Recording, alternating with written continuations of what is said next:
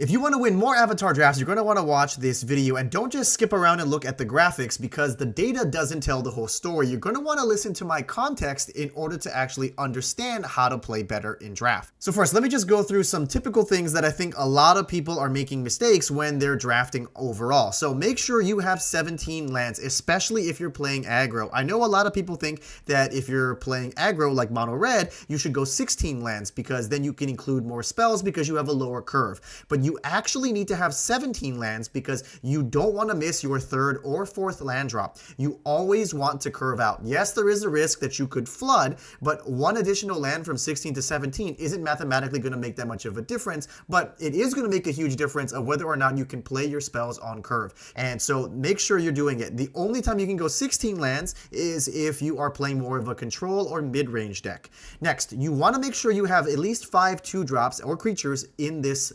Avatar set. A lot of the decks are really aggressive. Everything that has white in it is slanted to be very aggro, and anything that has red in it is the same. And so you need to make sure you can stabilize, and that way you can actually live to execute your game plan. And every single deck, whether you're aggro or not, should have 5 to 6 removal spells. Now, if you are playing a pure aggro deck, you can count your combat tricks as removal, but for every other deck you're going to want to have at least 5 to 6 removal spells, so make sure you prioritize these earlier on in the draft. And it's okay to splash if you need to get more removal. And my last and most important tip is you need to understand what your win condition is and how you're supposed to play your deck in order to win the game. That also means when you're drafting, you want to make sure you have a way to close out and win the game.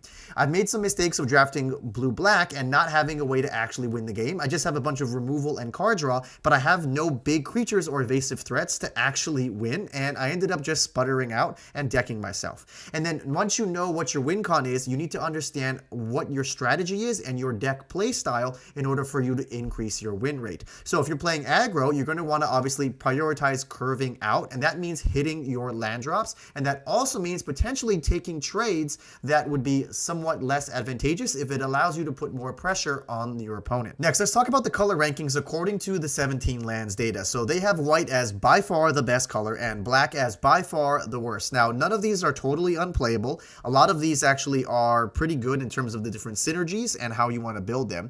And so I don't think you should totally rely on this, but this is a decent tiebreaker if you have a tough pick one between 2 really strong uncommons, for example. But if you were to ask me my actual rankings of the colors, I would put them in this order. I have white still first. It's definitely the most powerful. It's got a lot of really solid commons, which is why I think it is the best because it can support multiple drafters at the table. I actually have red second here just because it's got super solid removal that's very efficient. It's more efficient than black's removal, and it's good for the splash, and it's really good as a strong support color. Next, I actually have black in third just because black's removal package at common is so strong, and as I mentioned, you want to have 5 to 6 removal spells in order to kill your opponent's threats. This is a bomb heavy format. There's a ton of rares and uncommons that you need to be able to kill and answer, or your opponent will win the game. So that's why I really like black in third, just because it's got a strong removal package. The creatures in black are not good, and that's why the win rate is the lowest. So focus on the black removal and use it as a support color. Next is green, which is pretty close because it does allow you to splash to get additional powerful rares or to put other removal. And then I actually have blue last. It's got really strong uncommons, but it doesn't really have a strong removal package, which is why for me, I think if you were to go heavy blue in your decks, you're actually going to have a lower win rate. Next, let's talk about the archetype rankings. So these are all 10 archetypes ordered from the highest win rate all the way down to the lowest, but I want to point out the context here. So blue-green is the lowest win rate by itself as a 2-color deck, but you are not supposed to play Simic as a pure 2-color deck. You're actually supposed to play it as teamer, so green, blue, and red. That's how it's supposed to be drafted and built. It's going to be a pure lessons deck. You ideally want to have Iro or Iro, the rare. That's the one that's going to make you want to get into this color pair, and then you can also splash for other more powerful rares if you get anything in the other colors, especially black if you're short on removal. So that's why I'm saying that the data doesn't always tell the whole picture, because you actually want to play 3 colors if you're doing anything in green. The only exception to that would be Selesnya here at the top, green-white. This one should be pure aggro to mid-range. Don't try splashing. You should try to curve out as quickly as possible, and all of the ally synergies in both green and white pay off really good together and just work perfectly. As compared to the other colors, the synergies aren't as smooth, and a lot of the white rares that have high win rates are all focused on allies, which is why this is number 2. Blue-black, you can either draft it as a more aggro deck, or you could draft it as a more control deck depending on how you want to make your playstyle and what your win conditions actually are. 2 of my trophies were actually with an aggro blue-black strategy, and that's because I had the Raven and the enchantment that does 1 damage to you and makes clues every turn, because both of these you actually want to be more aggressive and attacking every single turn. And also the blue-black uncommon, as you can see here, is more of an aggressive card because it makes unblockable attackers for you. Next, let's talk about the best uncommons and commons in all of the different colors. These are green's best uncommons, and this is a much different list than what I put together in my original best commons and uncommons video, so I got a lot of those predictions wrong. So I'm not going to read all the cards on the screen, but you can see these are the 3 that I think are worth first picking. And True Ancestry is actually one of my favorites because it's a lesson and it's basically a built-in 2-for-1. And worst case scenario, you can just play True Ancestry on turn 2 to get you a clue token to make sure you actually can hit your land drop on turn 3 in case you get mono screwed. These are white's best uncommons, and basically everything that has airbending on it is basically pretty good. All of these are worth first picking, and some of these are even worth splashing, if I'm being honest. I would splash Aang the Last Airbender, Earth Kingdom Jailer, and Glider Staff. You don't have to splash Water Tribe Rallier, but if your opponent plays Water Tribe Rallier, you need to kill this before turn 4. Otherwise, they're just going to constantly keep drawing cards. And it's not mana value 3 or less, it's power 3 or less. So it can get cards higher up the curve, like Aang and Earth Kingdom Jailer and things like that. And then Glider Staff is actually a really good splash card because it just is a win condition. For 2 mana, you get +1/+1 and flying. Blue doesn't have as many, in my opinion, of really good uncommons. These first 3 here are all worth first picking. Invasive Submersible, by the way, has almost like a rare or mythic level win rate on 17 lands, by the way. So if you see that one, you should definitely take that. And Accumulate Wisdom, don't be afraid to just cast this on turn 2 if you need some card selection to make sure you hit your land drops. I know it's cool to think about drawing 3 cards, right? But if you're in a pinch, it's far better to be mana efficient and just use this earlier on because the card selection is still great. Next are black's best uncommons. 2 of them are removal spells that I'm not going to talk about, but Azula on the Hunt I actually think is really good because if it can survive 1 turn cycle, then you basically get to attack and draw a card with its ability, and it's a must answer card from your opponent. And if they don't have one, you can try to bait out your removal spells, their removal spells early, and then just play when you know their hand is empty, and then you can get value that way. And I'm actually a huge fan of Cat Gator. You don't have to be totally mono black, by the way. Like 7 mana for a 3/2 lifelink that maybe does 4 damage to target creature or opponent, and then you gain 4 life is still really good. And that's why I think this is worth pack 1 pick 1ing. And also there's the recursion card where you can also bring this back, or you can airbend Cat Gator also, which is a super sick combo. Next are red's best uncommons.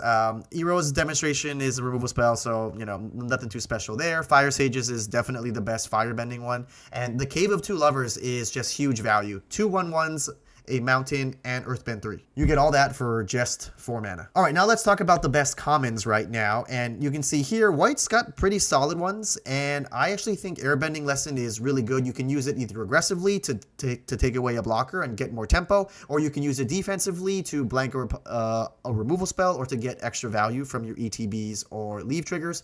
And then I want to point out that Path to Redemption, you can only sacrifice it on your turn. I've made multiple misplays where I thought I could do this at instant speed on my opponent's turn. In my opinion, blue doesn't have that many good commons, which is why I have it last on my list. Lost Days also has a crazy high win rate, so don't be afraid to play 2 or 3 copies of this. And honestly, I've been a huge fan of Quench. It's a really good replacement if you don't have enough 2-drops. And even later on in the game, a lot of games tend to go long, and opponents will try to double spell. So you can still get some value and use Quench later on, even if it's beyond turn 5. Next is black, which I think has a lot of really good commons. It's all really good synergy pieces. 2 of them are removal, so, you know, pretty straightforward. But Callous Inspector is also really good value.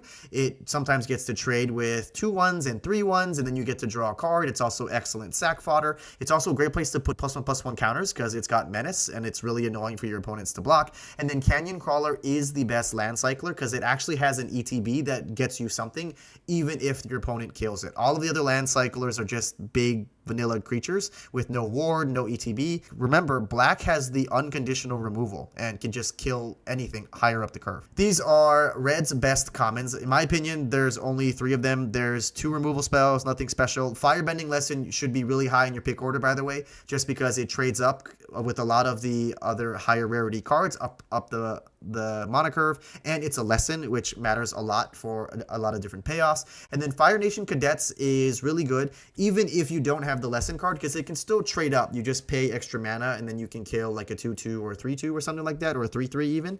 And then you ideally want to have cards like Firebending Lesson or cheap lessons, like the 2 mana discard draw 2, so you can actually trigger your Firebending as early as turn 2 or turn 3. And then green is pretty deep at common. All of these I think are pretty straightforward and understandable. The Ostrich Horse is huge value. It's typically almost always a 2-for-1. Just make sure you don't trade it with a 1/1 token or anything like that. Remember, Badger Mo gives everything with counters on it trample. So you can actually find ways to end the game if you can Earthbend a really big land and then use the trample from that to end the game.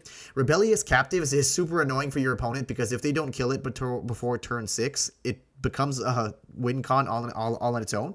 It becomes a 4/4 and makes a 2/2. So it's huge value there. And the win rate for Pillar Launch is crazy high, by the way, for a combat trick. And your opponents really will not expect this in paper. Now, on Arena, unfortunately, because there's the auto stops and things like that, they will know that you have Pillar Launch. But in paper, Pillar Launch has won me a lot of games at FNM. For funsies, I also want to point out some of the Signpost uncommons, the dual color cards that are worth first picking. Now, usually the general consensus or strategy when you're drafting is not to pack one, pick one, a dual color card, because you don't necessarily want to force yourself into that and you want to see if what other lane is actually open.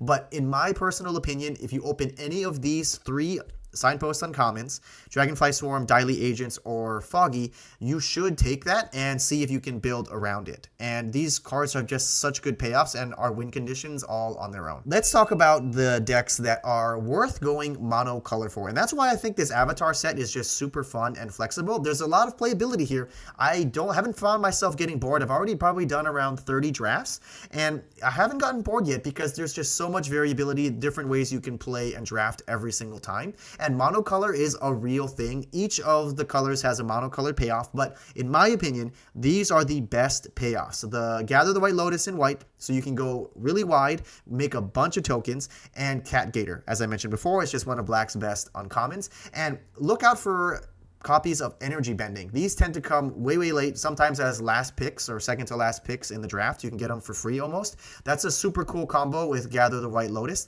It's 7 mana total, but you get to make 7 1/1s, and I actually did this at my FNM this week, and I ended up getting 2 wins just with that combo alone. So it is worth going monocolor for these 2, in my opinion. Green, maybe, depending on how you drafted, but I find that you don't get enough pure mono green cards because, or mono green decks, because you end up wanting to splash all your cool rares, and a lot of the green rares are monocolor. Like almost all of the Angs are monocolored, and so that's why it's kind of hard to get a lot of value from the green mono. And then the blue mono one is cool because you get to draw a card for like 1 or 2 mana, but as I mentioned, blue's commons aren't very deep, and so it's not strong enough for it to win on its own. So this is my draft meta update for the new Avatar set, and if you wanted to know what are the best rares in the set, you're going to want to watch this video right over here.